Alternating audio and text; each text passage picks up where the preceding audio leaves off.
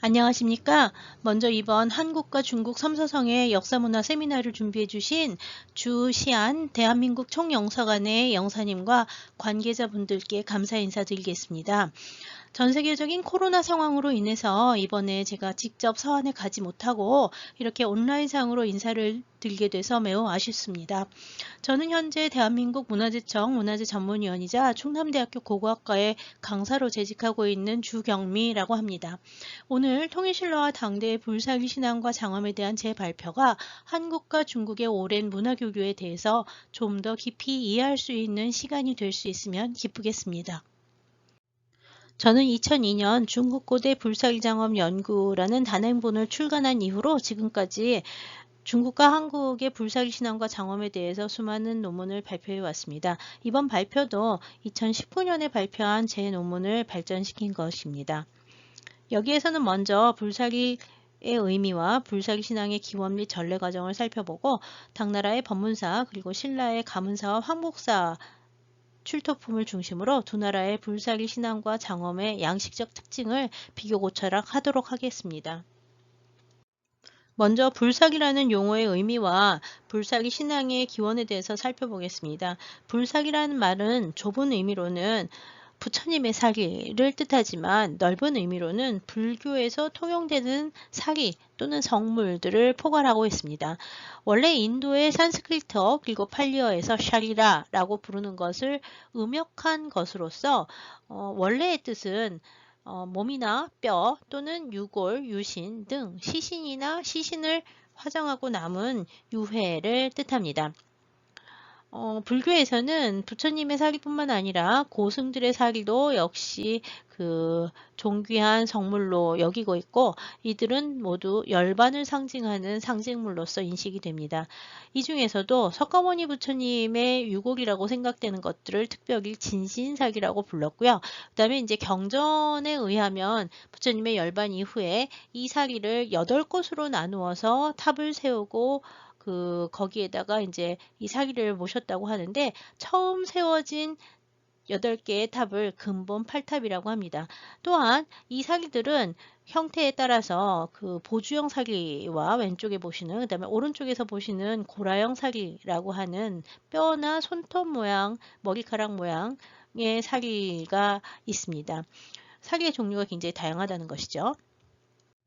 한편 시대가 내려오면서 불교계에서의 사기의 개념은 점차 확장이 됩니다. 지금 보시는 것처럼 이미 이러한 사기 개념의 확장은 인도에서 일어났으며 탑 안에 봉안하는 것이 부처님의 사기뿐만 아니라 불상 자체를 봉안하거나 혹은 경전 또는 다라니 또는 소탑들을 봉안하는 예도 확인이 되고 있습니다. 이 중에서도 경전, 개송, 다라니와 같은 예들은 법사기로 인식이 되는데 이는 나중에 통일신라에 의해서 확인을 할 수가 있습니다. 그렇지만 불사기 신앙에서 언제나 가장 중요하게 여겨졌던 것은 석가모니의 진신사기였습니다. 석가모니의 진신사기를 봉안한 근본 8탑은 그 위치가 논란이 많긴 하지만 최근까지 고고학적 조사를 통해서 두 군데의 유적이 확인이 됐습니다. 하나는 인도 피프라와의 대탑지이고 다른 하나는 바이샬리의 폐탑지인데 두 유적에서 모두 둥근 항아리 모양의 석재호가 사기 장원구로 사용되었었습니다.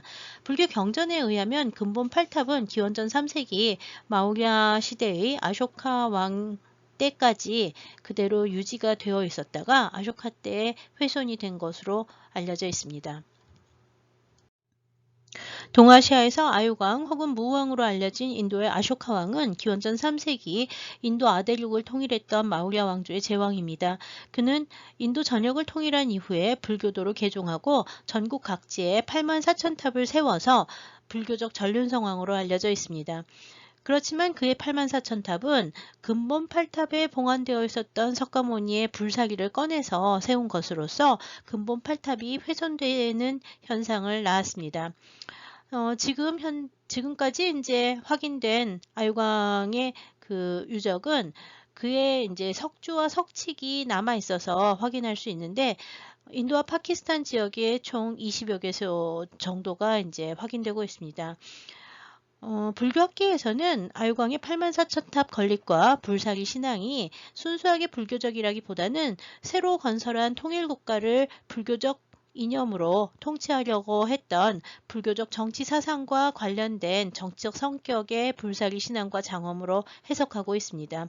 아유광이 행한 정치적 목적의 불사리 신앙과 장엄은 이후 아시아 각지의 불교적 제왕들이 모두 다 받아들여서 중요한 선례가 되고 있었습니다. 특히 옛 탑을 열어서 그 안에 불사기를 꺼내서 공양하고 새로운 지역으로 분사기를 해서 새로운 탑을 건립하는 의례는 아유광 이후에 여러 불교적 제왕들이 따라하는 중요한 정치적 선전 목적의 불사기 장엄 의례가 되었습니다.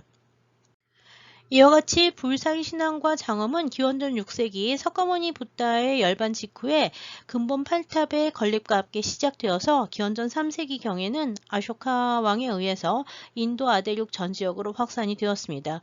이후 불교적 정치사상 혹은 전륜성황 사상과 결합이 된 불사기 신앙과 장엄 의례는 불교적 제왕들에 의해서 중앙아시아와 동남아시아를 거쳐서 고대 중국과 한국에까지 전래되었습니다. 동아시아 지역에서 아유광의 선례를 따라서 정치적 목적의 불사기 신앙과 장엄 의례를 발전시킨 비교적 이른 제왕은 중국 남조 양나라의 무제였습니다.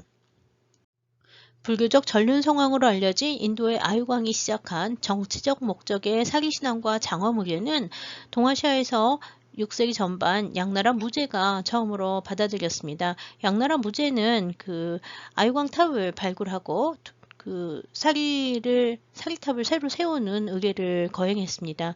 양무제의 영향은 동시대의 한반도에 있었던 백제와 신라에도 영향을 미쳤으며 동시대의 북제 왕실에서도 유사한 사기신앙과 장엄 의례, 그 다음에 탑을 건립하는 의례를 거행했던 것으로 보입니다. 또한 남북조를 통일한 수나라 문제도 역시 아유광과 양무제의 선례를 따라서 인수 사기탑을 전국 각지에 100여 개소 이상 건립하는 사업을 거행했습니다. 한편 당나라 때에는 가장 중요한 정치적 목적의 사기신앙과 장엄 의례 활동을 보여준 것이 측천무 연간이라고 할 수 있습니다. 당나라의 측천무 연간에 당나라 황실에서 가장 존귀하게 여겼던 불사기는 섬서성 부풍현 법문사 탑에 봉안되어 있었던 불지골 사기입니다.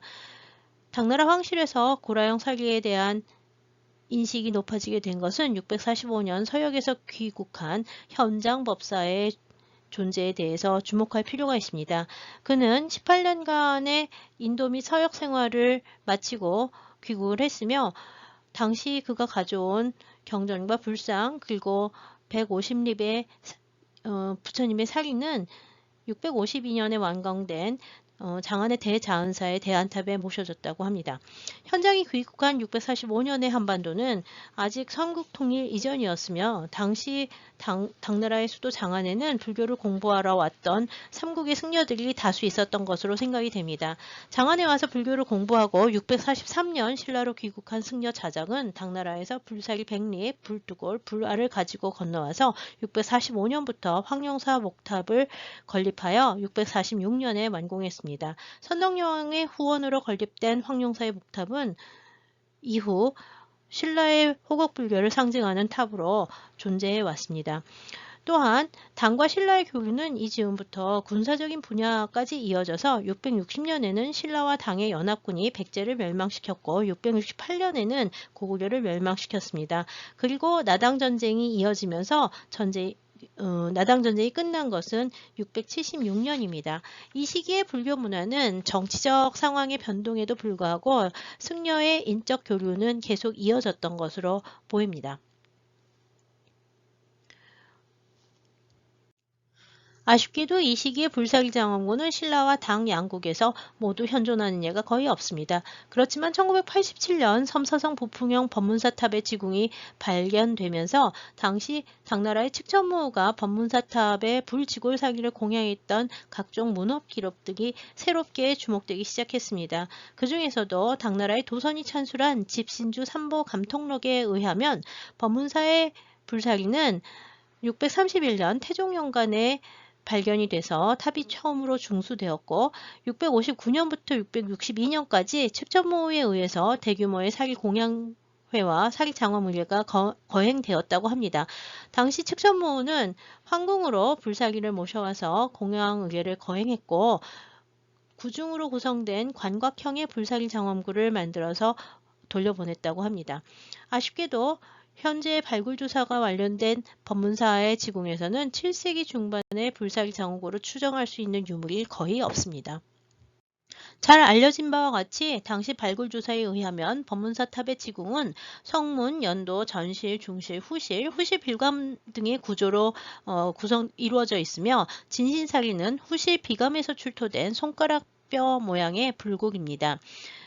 법문사탑 출토 유물들에 대한 선행 연구에 의하면 이 탑의 불사기는 당나라 황실에서 가장 존귀한 성물로 여겨져서 631년부터 지궁이 마지막으로 폐쇄되는 874년까지 9차례 이상 황실의 공양을 받았다고 합니다. 후실 비감에서 발견된 진신사리는 황실의 장례에 사용되는 옥을 이용해서 만든 옥관에 봉안되어 있었습니다. 오른쪽 위에서 보시는 후실과 그다음에 오른쪽 아래에서 보시는 후실 비감에서 발견된 불사기 장엄구들은 대부분 당 황실의 마지막 사리 공양회가 열렸던 의종과 희종 연간인 873년에서 874년에 제작된 것으로 추정됩니다. 특히 아래쪽에 보시는 후실 비감에 진신사기를 봉안했던 사기장엄구에는 당시 황실에서 받아들였던 밀교 도상들이 다양하게 표현되어 있어 주목되고 있습니다. 또한 후실에서 발견된 오른쪽 위에서 보시는 8종 보암 중에서 가장 안쪽에 있었던 제일 작은 사기장엄구는 고식의 방형 단층탑 형식을 하고 있어서 주목이 됩니다. 그 외에도 전실과 중실에서는 왼쪽에서 보시는 것 같이 석조 방형 단층탑과 석조 영장과 같은 독특한 사기장엄들이 다수 발견이 되었는데 이들은 아마도 여러 번에 걸쳐서 행했던 당황실의 사리공양의 기간에 만들어졌던 여러 시대의 유물일 가능성이 있습니다. 이 중에서 7세기에서 8세기 측천무 연간의 문헌 기록과 관련해서 비슷한 시기에 통일신라 시대 왕실발원 불사기 장엄구들과 비교 고찰하는 것은 법문사탑 지궁 출토 유물에 대한 이해를 풍부하게 해줄 수 있을 것이라고 생각합니다. 이와 관련하여 특히 주목되는 것은 삼국통일의 위협을 달성한 신라의 문무왕을 위해서 아들 신문왕이 건립한 경주 가문사지의 쌍탑입니다. 이 탑은 682년에 창건된 것으로서 동쪽과 서쪽 양쪽에 각각 세워진 탑입니다. 전형적인 통일신라 시대의 석조 3층 석탑 양식으로 두 탑 모두 사기 장엄구가 3층 탑신석의 윗면에서 발굴이 되었습니다. 두 탑은 모두 3층 탑신석의 윗면에 사기장엄구를 봉안한 사기공이 설치되어 있었고 이 사기공 안에는 사기장엄구만 봉안이 되어 있었고 공양품은 거의 발견되지 않았습니다. 쌍탑 중에서 서탑은 1959년 탑의 해체 수리 공사 도중에 사기장엄구가 발견이 되었고 현재 보물 366호로 지정이 되어 있습니다. 동탑의 사기장엄구는 1996년에 발견이 되었으며 현재 보물 1359호로 지정이 되었습니다. 서탑 출토품은 국립경주박물관에 소장이 되어 있고 동탑 출토품은 서울의 국립중앙박물관에 소장되어 있습니다. 사기장엄구의 구성 방식은 두 탑 모두 비슷해서 둘 다 사기를 직접 담은 수정병 그리고 금동제 내함 그 다음에 이제 금동제 외함 등 3중으로 구성이 되어 있습니다. 네, 위쪽에 보시고 있는 것이 서탑 출토품이고 아래쪽에 보시고 있는 것이 이제 동탑 출토품입니다. 둘 다 수정병을 이제 기본으로 사용을 하고 있고 수정병은 수정구슬을 깎아서 만든 후 금제 뚜껑을 덮어서 마개를 씌웠습니다. 이 병은 사립장엄구의 내함에 봉안이 되어 있었던 것으로 보이고 내함은 지금 서탑 출토품의 경우에는 천개 부분이 복원되지 못한 상태이고 동탑은 모두 다 복원이 된 상태입니다. 내함의 중앙에는 보주형의 장식이 있고 그 주변에는 사천왕과 승려 혹은 주악천이 배치되어 있습니다. 방형판으로 만들어진 외함은 내함 위에 뚜껑처럼 뒤집어 씌워서 실제적으로는 내함의 뚜껑 역할에 해당합니다. 이 외함은 윗면이 방추형으로 되어 있으며 꼭지점 부분과 사방면에 문고리가 여러 개 달려 있습니다. 사방 측면에는 동판을 두들겨서 만든 사천왕상이 장엄되어 있습니다. 기본적으로 이 외함의 형태는 6세기에서 7세기 유행한 방형 단층탑 형식을 추상화시킨 것으로 추정됩니다. 북조 시대에 창건되어서 수대에 중건된 오른쪽에서 보시는 산동성 사문탑과 같은 방형 단층탑 형식은 아마도 초기 동아시아 탑 형식 중에 하나라고 생각이 됩니다. 이렇게 방형 단층탑 형태로 사리장엄구를 만드는 것은 아마도 서역식 보탑과 탑형 사리장엄구의 제작에 대한 중국적 변형일 가능성으로 보입니다. 당대 황실에서 발원한 법문사탑 지궁에서는 지금 왼쪽에서 보시는 바와 같이 방형 단층탑 형식의 사기정원구가 3점이나 발견되었습니다. 이러한 형식의 사기정원구는 오른쪽에서 보시는 바와 같이 8세기 도낭 막고굴에 그려진 열반경 변상도 중에서 나오는 사기전의 형태와도 관련이 된 것으로 보입니다. 당대에 널리 행해졌던 불사리 공양회에서는 사리 친견의례가 거행되었는데 이때 사리는 도낭 벽화에서 보이는 것과 같이 방형 단층의 목조 건축으로 만들어진 사리전에 모셔져 있었던 것으로 보입니다. 즉 이러한 방형 단층탑 형식의 사리 장원구들은 7세기 중반에서부터 성행한 불사리 공양 의례에서 사용된 건축 조형물을 모방 및 단순화해서 만들어진 것으로 생각됩니다. 또한 가문사지 출토 불사일장원구의 외함에 표현된 사천왕상의 양식은 당대 불교 조각 양식의 영향을 크게 받고 있습니다. 특히 사천왕 중에서 한쪽 손에 보탑을 들고 서 있는 북방의 다문천의 자세는 675년 오른쪽에서 보시는 바와 같이 그 측천무 발원으로 건립된 낙양의 용문석굴 봉선사동의 천왕상과 갑옷의 형태 그리고 자세 등이 상당히 유사해서 당대 불교미술 양식의 영향을 크게 받고 있었음을 알 수 있습니다. 가문사지 출토 불사기 장엄구 중에 표현이 된 북방 다문천 2명은 서로 다른 보탑의 형태를 가지고 있습니다. 동탑의 천왕은 맨 왼쪽에서 보시는 것과 마찬가지로 통인신라 시대 석탑 양식과 가까운 3층탑 형식의 보탑을 들고 있는 반면 서탑의 천왕은 가운데 보시는 것처럼 방형 단층탑 형식의 높은 상륜부를 가지고 있는 독특한 형태의 보탑을 들고 있습니다. 이 보탑은 오른쪽에서 보시는 것과 마찬가지로 중국 남북조 시대에서 당대까지 널리 유행을 했었던 서역계 보탑 혹은 아유광탑 형식이라고 알려진 보탑 형식을 따르고 있고 이것은 역시 신라의 아유광탑 형식이 전래되어 있었음을 알려주는 중요한 예입니다. 또한 가문사지 사기장원구 중에서 내함의 형태는 독특한 이중의 천개와 번으로 장엄이 된 내부 개방형의 보장형 사기기입니다. 이 보배로운 장막을 뜻하는 이 보장형 사기기는 오른쪽에서 보시는 분과 같이 원래 불열반경 변상도에서 상여의 형태로 표현이 되기도 합니다. 오른쪽에서 보시는 것은 도낭 막고굴의 8세기경의 벽화입니다. 이러한 형태는 역시 691년 축천무 연간에 산서성 대운사지에 이제 세워져 있었던 열반경 비석에서도 보이고 있고 오른쪽에서 보시는 것과 같이 법문사탑 지궁에서도 출토가 됐습니다. 오른쪽에 있는 것은 708년에 만들어진 것으로서 명문에 의해서 사문 법장이 제작을 했었다고 알려져 있습니다. 이름은 영장인데 이것은 그 신령한 장막이다라는 뜻이라고 보시면 됩니다. 이것은 706년 측천무가 죽고 난 다음에 중종연간에 그 법문사로 사기를 돌려보내면서 만들어진 것으로 추정이 됩니다. 흥미로운 것은 이 영장을 만든 법장이라는 인물입니다. 법문사탑 지궁출토 708년명 석조 영장의 발원자인 법장 스님은 당대 화엄종이 3조로 알려진 고승으로 축천무 연간에 활발한 활동을 했던 승려입니다. 법장의 활동과 관련하여 주목되는 인물은 법장의 스승이자 당대 화엄종 2조인 지엄 아래에서 법장과 함께 동문수학한 신라의 고승 의상입니다. 의상은 660년에서 661년경 장안으로 건너가서 지엄 아래에서 불교를 공부했었던 신라의 구법승으로 법장의 선배입니다. 의상은 670년에 신라로 귀국했지만 입적할 때까지 그 내내 법장과 계속 서신 교류를 이어갔습니다. 또한 의상은 신라 왕실에서 가장 존경받던 승려 중의 하나로서 신라의 화엄정을 이끌어가던 인물이기도 합니다. 아마도 통일신라 시대 초기 가문사 쌍타합 출토 사기장원구의 그 당나라 불교 문화의 영향이 보이는 것은 아마 이 신라의 고승 의상이 당나라 유학 시절의 경험을 반영해서 나타난 조형적 특성일 가능성이 있습니다.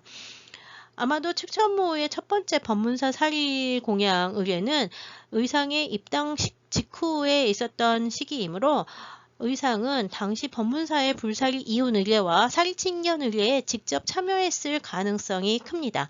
이렇게 통일신라와 당나라 불교 문화에서 보이는 시각적 공통성은 당시 두 나라의 승려들의 그 친밀한 교류 관계를 통해서 그 형성이 된 특징일 가능성이 있습니다. 그렇지만 통일신라 불교계는 당나라에서 공유된 문화적 영향을 신라화하면서 발전시켰고 그렇기 때문에 서로 비슷하면서도 상당히 또 다른 특징을 보여주는 문화적 다양성을 형성해 나갔습니다. 8세기 이후가 되면 신라와 당의 불교 문화는 서로 비슷하면서도 상당히 대조적인 양상을 보이면서 각각 발전하게 됩니다. 가장 두드러지게 달라지는 부분은 통일신라 왕실의 불사리 장엄 방식이 법사리 장엄 의례를 중심으로 발전하게 된다는 점입니다. 당나라 황실에서는 일부 단절기가 있긴 하지만 그 9세기 후반까지 법문사의 불지골 사리를 중심으로 화려한 불사리 장엄구와 공양구를 제작하고 성대한 불사리 장엄 의례를 거행했던 것과는 달리 신라 왕실에서는 8세기 초반 당나라에서 그 무구정광 대다란이경을 받아들이면서 본격적으로 경전에 의한 법사리 신앙과 장엄 양식을 발전시키게 됩니다. 그 대표적인 예가 1942년에 발굴된 경주 황복사지 출토 사리장엄구입니다. 이 사리장엄구는 706년에 그 신라 왕실에서 발원을 해서 만든 것으로 그 금동제 외함, 그 다음에 은함, 금함으로 구성된 사리기와 두 점의 금제 불상, 그 다음에 이제 각종 공양품들로 구성이 되어 있었습니다. 황복사지 불사리 장엄구 중에서도 특히 금동제 외함의 뚜껑 부분에는 706년 신라 왕실에서 발원한 발원문이 남아있는데 그에 의하면 사리장엄구 안에는 무구정광 대다란이경 한 권과 불사리 그리고 불상을 함께 봉안했다고 기록하고 있습니다. 무구정광 대다란이경은 법정과 미타산이 장안에서 704년경에 번역한 새로운 경전으로서 번역 직후에 신라로 바로 전해졌음을 알려줍니다. 황복사는 의상과 의상의 제자가 거주했던 신라 왕실의 원찰로서 이러한 경전의 빠른 전래는 당시 통일신라와 당의 화엄정 조사들의 친밀하고 꾸준한 인적 교류를 보여주는 것입니다. 한편 이 금동 외함의 측면에는 무구정광 대다란이경에 기록된 법사리 장엄의 의례를 따라서 99개의 소탑을 점각기법으로 표현해 놓았는데 이것은 통일신라 시대 뿐만 아니라 동아시아에서 가장 이른 예에 해당합니다. 이러한 통일신라의 새로운 법사리 신앙과 장엄 의례의 창안은 당과 신라의 그 승려들의 불교 교류를 통해서 이루어졌고 경전의 전례가 새로운 조형 양식의 창출로 이어졌음을 알려줍니다. 통일신라에서는 이후 무구정광 대다란이경을 중심으로 하는 법사리 장엄 의례가 꾸준히 발전하여 742년에 창건된 경주 불국사 3층 석탑에서도 무구정광 대다란이경의 목판본과 목조 소탑을 법사리 장엄구로서 함께 봉안을 했습니다. 통일신라 시대에는 무구정광 대다란이경에 의한 법사리 장엄 의례가 9세기 이후 계속 이어졌습니다. 9세기의 탑인 경상북도 봉화군 서동리 3층 석탑에서는 석조 사리호와 유리병으로 이루어진 간단한 불사리 장엄구와 함께 무구정경에 의한 99개의 소탑이 법사리 장엄구로서 봉안이 되었습니다. 법사리 장엄 의례의 발전은 종교성의 강조와 단순하고 검소한 형식을 선호하면서 공양품이 사라지는 양상을 보이게 됩니다. 이는 당대 황실에서 법문사탑 사리를 중심으로 화려하고 의정적인 성격의 사리신앙과 장엄 의례를 이어갔던 것과는 완전히 다른 양상을 보여줍니다. 이상에서 간단하게 당나라와 통일신라의 불사리 신앙과 장엄 의례의 공통성 및 차이점에 대해서 조형적 측면을 중심으로 살펴보았습니다. 특히 이런 조형적 공통성은 7세기 중반 측천무 연간에 행해졌던 법문사 불사리에 대한 국가적 규모의 대형 불교 의례의 참여의 기억이 중요한 역할을 했던 것으로 보입니다. 한편 8세기 이후가 되면 신라 불교의 경우에는 교학적 발전과 미학적 또는 문화적 차이 등으로 인해서 새로운 불교 문화 양식을 선택적으로 수용하고 그 선택적 수용에 따른 독자적인 양식을 발전시켜 나갔습니다.